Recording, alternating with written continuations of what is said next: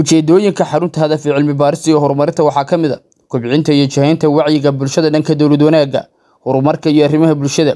qareemida baahiyaha bulshada, raadinta iyo soo bandhigida aragtiyaha xal u helidda dhibaatooyinka bulshada soo wajaha. Su'aashani waxay in badan matalaysaa bulsho badan oo baran joogta qalbigeeda iyo wax maskaxdeeda ku jira. Marka waxaan horta wasiirka xusuusinayaa marka koowaad wali ma aan arkin intaan bulshada ciid xil haysa oo xilkii dekreeto ah ku soo saartay ee laga qaaday iyadoo ay waajibaadkii haysay ku fashilantay. xildhibaanada inta joogto waxaan weydiinayaa su'aal see bulshada dhahareed looga dhaadhicin karaa inay cashuurta bixiyaan waliba ay waqtigeeda ku bixiyaan. waxaan mar labaad mar saddexaad ku celinayaa golaha deegaanka waa wax walba salwa degmada buraan horumarinteeda la xisaabtankeeda sharci dejinteeda iyaga mar kasta iyaga waxa way lead u ah. maxaa diiday dawladdu inay shaqaalaheeda u kala bedesho gobolada oo gobol maaragtay sanaag oo kale barasaabku inuu bila camal noqdo waxa ka fiican gobol kale in la geeyo la ogaado bal inuu wax qabtay sidee yoolkii aynu rabnay inaynu gaarno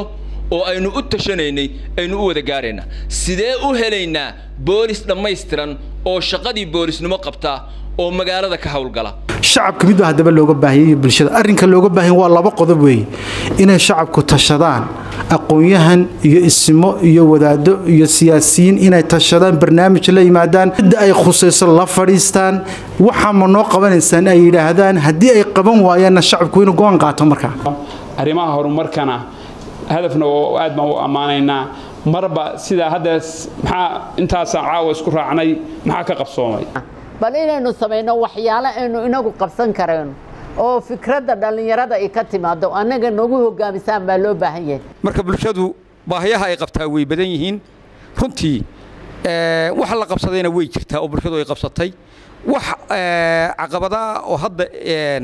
aynu oran karnaa caqabadahaas wuxuu qabsoomi waayeen way iska jirtay marxalad laga soo gudbay hortaagnaa laakiin waxaan u baahanahay wada tashi iyo wax weyn iyo sidii loogu talaabsan lahaa la isku wacyi gelin lahaa fartana la isugu tusi lahaa caqabadaha jira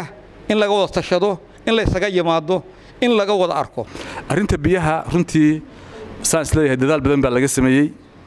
ama mid shakhsiyad ha ahaato sanadkii hore halka markii hadaf ay ku qabanaysay dhaqdhaqaaq fiican baan ka sameynay anaga iyo maxamed iyo rag badan oo ku jiro inaan xitaa baaritaan biyo sameeyno inaan dad isku xiriirno waxaan u mahad celinaynaa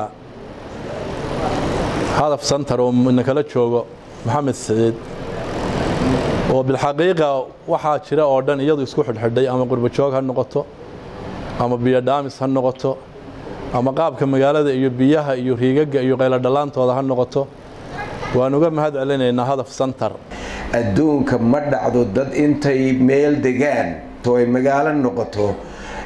وعن عشور سكورورين ما دعي كرتو oo hadana le baahiyaha saanu qabnaa asaasku waxa weeyaan in cashuurta la ururiyo oo guryaha cashuurta laga ururiyo taageer barnaamijyada iyo waxqabadyada xarunta hadaf kalena xiriir lambarada hoos ku qoran.